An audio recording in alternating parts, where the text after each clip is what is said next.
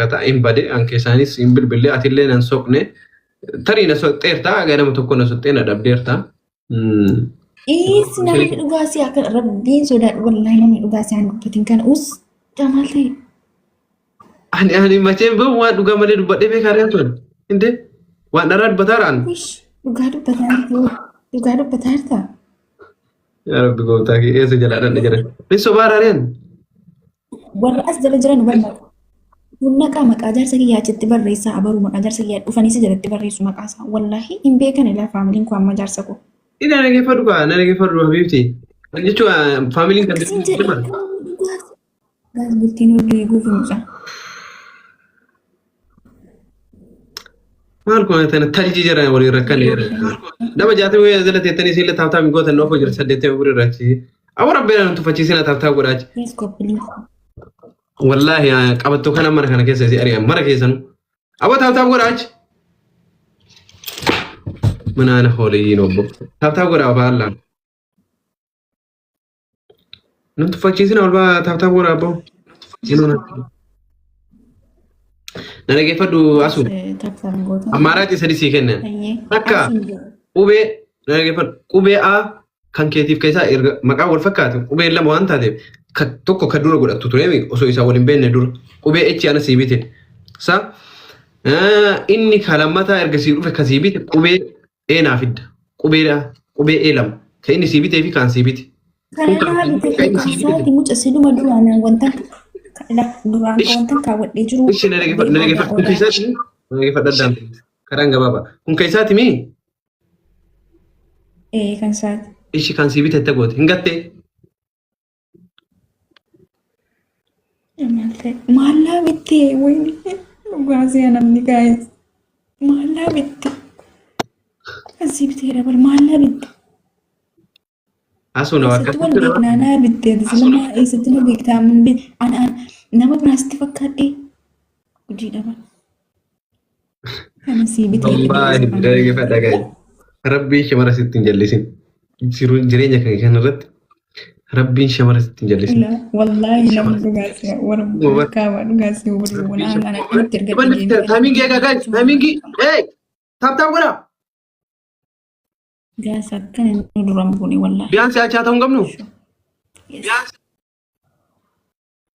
Kana nyaata warra beekamu.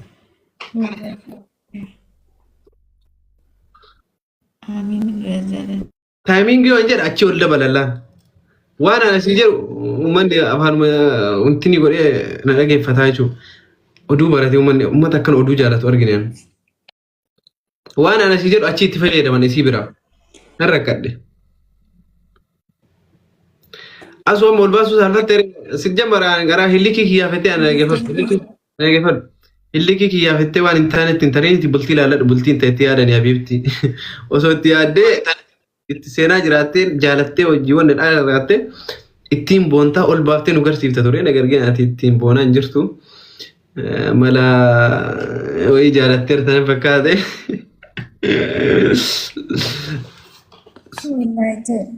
Wallaahi itti yaada. Wallaahi bultii hillikiidhaan hin taatu habiibti. Hillikiidhaan hin taatu. Eenyuun ani hillikii qabe? Hana kaamaan lubbuun namni biraa maanni lennuun nama biraa kan baasira. Ati eessa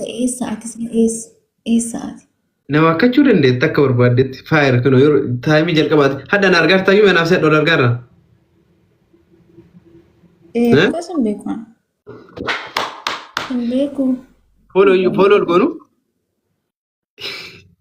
Na taasisiif hin deebisaa rakkoon qaba. Akka obboleessa tokkotti. Si deebisee lanas. Abiliin sii bitee maqaa keetii maqaa kootiin sii bitee hin jedhu seetanii. Kun nama dhiiguutu tokko faadhala. Qoy anama waan siin jedhe fooloo maqaa nuti na deebiste. Akkamiin na deebiste? Akka maaliitti akka jaalalleeti immoo obboleessatti na deebiste. Akka nama yaani miidiyaa kanarratti namni walumaaf deebisaa misin cableetu akkuma nama tokkotti sii deebisa. yaa Allah shamarri waaqana nama akkaatti hin geeran nga machi sundaafuu anam waan sin jedhu eegaffadhu inni kee kiyyaaf waa argate xilliqatte bultii keessa seenii habiibti bultiin jaarmiyaadha itti yaaduun haa beekamu jedhe ustaadara yabbaa manca habiib. Hillikii kiyyaaf jettiin eessatti wal beeknaa ijoon mucaan irraa dhowwaa qaayis maal ta'e.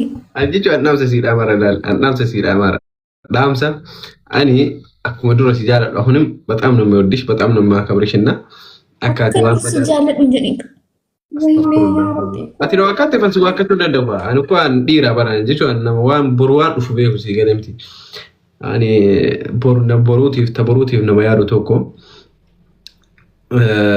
akkanaan zimmeree taraa isa wadeellumna bultiitti yaade abibti illikii kiyyaafette waan argitetti illiqeette boru rakkatte keessaa na baasa qabaa ganna dhiisaa biraan jettee itti galte dhaggeeffadhu waa tokko sitti eega duraan aniifat walitti dhufeenya qabaannee maalla gooteennaan maalati na gooteennaan illikii keetiif jecha nama biraa dhaqee jaalladhe maanni illikichi.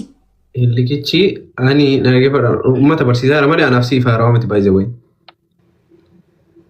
Saa uummata barsiifna saa.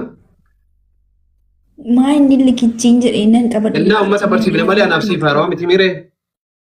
Uummata barsiisee dhaadha. Barsiisuu qabdaa. Eeka. Wayne. Uummata barsiifna dhaggeeffadha uummata barsiifna malee gaayis akkana ture. Ani samooni. Anatti.